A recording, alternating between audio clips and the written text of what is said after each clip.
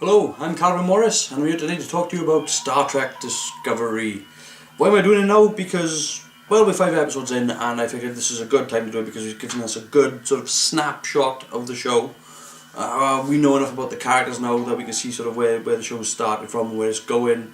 We've got enough of backstory there to be able to sort of make a judgment call as to whether or not we like the series or not.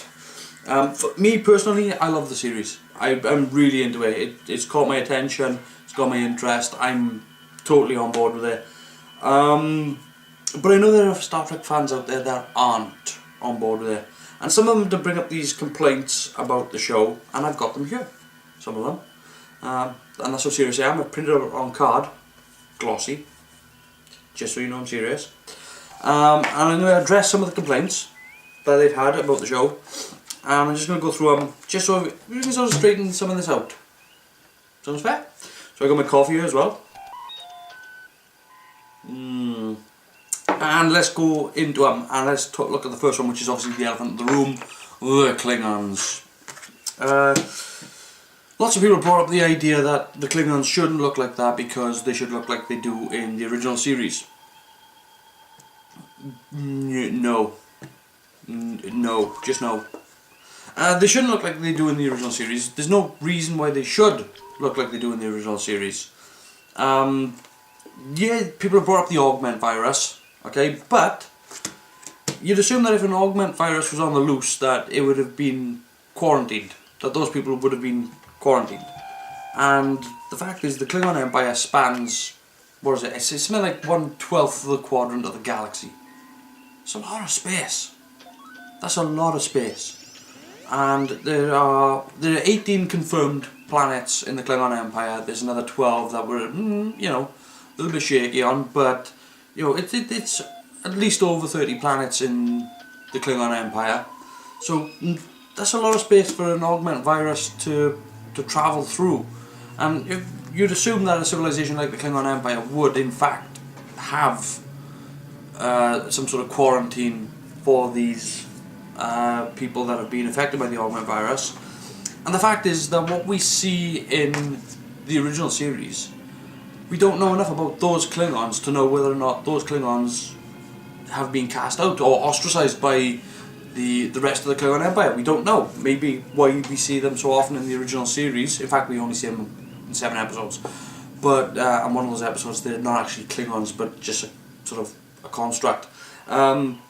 Besides the point, perhaps what they are doing, those Klingons are doing, is trying to prove to the Klingon Empire that they are, in fact, still Klingon.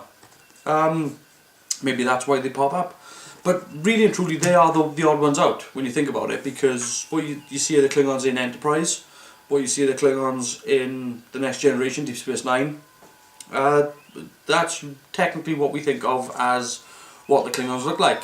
Now, there's no reason to assume that the Klingons in Discovery aren't actually the result of some sort of genetic reversion. Maybe they've tried a treatment to try to revert from the augment virus, and maybe it's just all caught in their face. Maybe that's why they look that way. We have no idea. We know nothing about these Klingons enough to be able to say, well, that's why they look like this.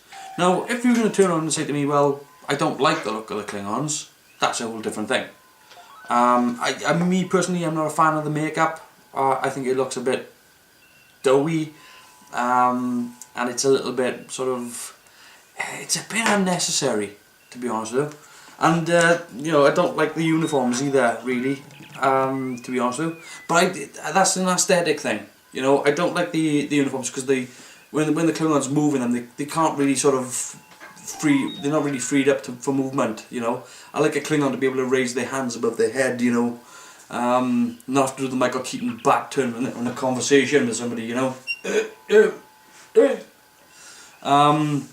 So yeah, I mean, if you say that you don't like the look of them, then that's a different thing. But to say that they shouldn't look like that, again, there's a lot of Klingons, there's a lot of space to cover, and they only have to write one sentence into a script somewhere that explains it, and the argument's blown out the window. Now the next thing as well is the Discovery design. Oh dear me. some people have brought this up, and look, I'm not a fan of the design of the ship. Okay, there are fan designs out there that I've seen that I believe look much better than the one they're using in the show. It's like the one they used in the show. The architect just couldn't put down the ruler. You know, it was just like straight line, must draw a straight line, must be square. I'm not a fan of the design. I'm really not. But I was never a fan of the design when I saw it in, I think it was in The Art of Star Trek or something like that, where, you know, they were going to do it after the 70s. So I was never a fan of the design from back then. So now I'm still not a fan. Could they have done something different? Yeah, they could have. But the main complaint with that was that fans were bringing up was that they should look more like what they should do in the original series. We have no idea what ships look like in the original series. We saw one, and that was the Enterprise. And all the other ships that we saw in the series were Constitution classes as well. We have absolutely no idea what the rest of Starfleet looks like. Think about that. There's only, well, no, sorry, there's one other ship that from that period, or round about that period, that we see, and that's a desk model of the Daedalus in Ben Sisko's office. So a desk model and the Enterprise is the entire reference for the entire Starfleet. No, that's not good enough. You know, when you think that every single time that you see a new Federation ship, it looks nothing like another one. Like for example, the refit Enterprise looks nothing like the Excelsior, which looks nothing like the Oberth class, which looks nothing like the D, which looks nothing like Voyager, which looks nothing like the Defiant. Why should Discovery look anything like the Enterprise? It's preposterous. So there's that. I'm happy for them to give me new, different. I really am. Then there's the fact that a friend of mine said, have you watched The Orville? It's a lot more Star Trek than Discovery. No, I mean I have watched it, for sure, and I enjoy it, I really do, but what you've got with The Orville is a show that is parodying Star Trek The Next Generation. So it looks more like Star Trek The Next Generation. Well, it should, it's parodying it, that's what a parody is. You know, it's literally ripping off the show. It's copying, you know, sort of the way that the sets are built, the way that they're lit, the fact that it's got that, you know, overlighting, so that everything's sort of flat and evenly lit. It's doing the whole episodic thing. It's got, you know, the similar sort of characters there. You've got the android, you've got the alien, you know, the angry alien. You've got all that sort of stuff is parody in The Next Generation. But does it look more like Star Trek? Well, here's the facts.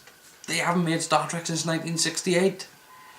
You know, the other shows are The Next Generation, Deep Space Nine, Voyager, Enterprise, and now Discovery. And they're all different shows. You know, one's about an exploration ship, one's about a space station, one's about a ship that's lost in space. And Discovery is now about this crew on this ship in this part of Federation space. They're all different shows. They're all set inside the Star Trek universe, but they're all different shows. And you know, somebody even brought up about the look of the uniforms. I said, come on. You know, they should look more like they do in The Cage. Well, by that logic, the uniforms in Wrath of Khan should look more like they do in the motion picture. The uniforms in First Contact should look more like they do in Generations. But if you're going to do that, then you may as well go a bit further and make the effects look like they did. Or you may as well make the music sound like it did. You know, when you got a fight scene in The Next Generation, it should give you the da da da da da da da da da da. You know, I mean, this is... You can't expect a TV show to be made today for the amount of money that they're going to make it and expect it to look like it was made 50 years ago. That's just... Nobody is going to front the cash for that. Nobody. If you're going to make a show, they want it to look modern, they want it to look fresh, and they want it to be different. And to be honest with you, I really enjoy the fact that Discovery is giving us something different. That it is giving us another window into the Star Trek universe. Yeah, it's not the same as what we've seen before, because I don't want it to be the same as what we've had before. I don't want them to rehash the same old stuff and give it back to me. I'm glad that it's fresh, I'm glad that it's new, I'm glad that it's different. I'm really enjoying Star Trek Discovery, I really hope you are too. Anyway, I'm Cameron Morris, I'm going to finish my coffee, and I'm going to go watch me some more Discovery.